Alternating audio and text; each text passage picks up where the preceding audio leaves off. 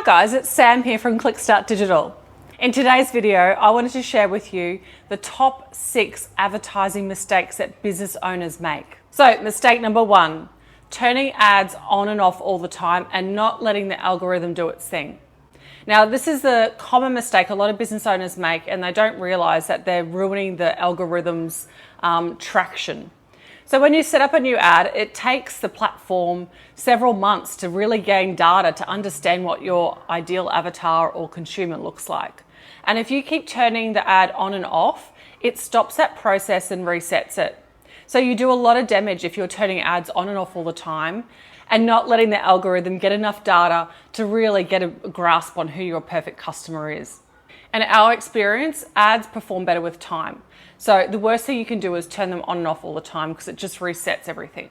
So mistake number 2, choosing the wrong platform to advertise your business on. So there's several platforms that you can advertise on, whether that's online or offline. And if you've got a younger demographic, as an example, so let's say your target market is 18 to 25-year-olds, you'd be probably wasting your time advertising on a platform like Pinterest or somewhere like that, where your demographic is sort of 40 plus. So if your demographic is that 18 to 25-year-old, you'd be better off on platforms like Instagram, TikTok, things like that. So choosing the right platform for your demographic in your business is really important. Mistake number 3, thinking an ad is set and forget. So this is a common one. A lot of new business owners set up ads and they just think, oh, well, that's done. I don't have to worry about it again and it'll just work and sort itself out. No. So point 3 is a little bit counterintuitive to point number 1. So not all platforms are set and forget. So if you're advertising on a platform like Google and you're using Google shopping ads, yes, we would recommend to leave the ads run and try not to interfere with them too much.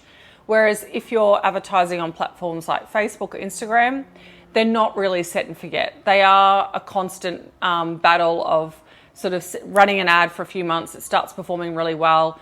And then what you'll see is sometimes things will drop off. And then that's when you need to go and attend to the ad and change things up a bit, or maybe change your target audience. So not all advertising platforms are set and forget. Mistake number 4 is not setting up retargeted ads. So a retargeted ad is basically an ad that shows to your consumer or potential customer once they've visited your website, they've looked at a product, they bounce off your website, they go on Instagram or TikTok or wherever, and then they start seeing ads popping up of that particular product that they looked at. That's a retargeted ad.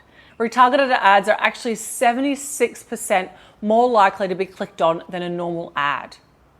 And when you've got the buy-in rate anywhere from 4 to 12 times, which means your consumer needs to see your ad or product 4 to 12 times before they'll buy it, retargeted ads are really important, because if you're not doing the retargeted ads and people jump on your site, look at your product, leave your site and forget about you, they're never going to purchase from you.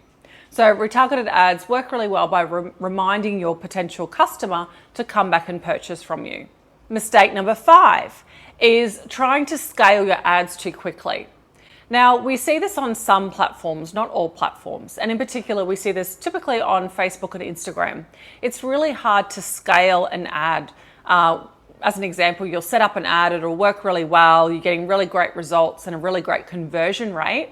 And then you think, awesome, I'm spending $100 a day now, I'll put it up to $500 a day or $200 a day, and I'll get double the amount of sales and it'll all be great. But it doesn't work that way.